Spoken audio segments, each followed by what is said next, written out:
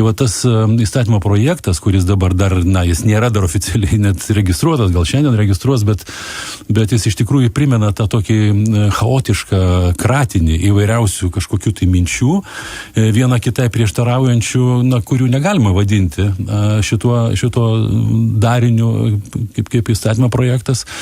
Kita vertus,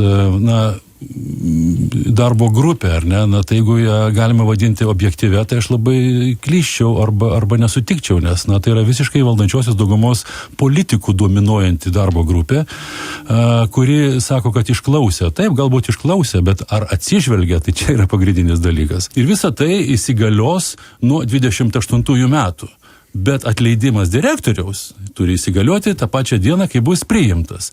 Iškia, pats tikslas yra išlikęs ir faktiškai atleidimo motyvai jie visiškai nepasikeitė. Ir aš dar noriu pasakyti konkrečiai, kad mes jau registravome savo įstatymo projektą ir aš labai tikiuosi, kad valdantieji savo konstitucinės daugumos, reiškia, visą galybę, nepasinaudos tą savo bolševizmo tokią, reiškia, taktiką ir priims po pateikimo ir sujungs. Tada iš tikrųjų mes turėsime tokią objektyvę ir konstruktyvę diskusiją.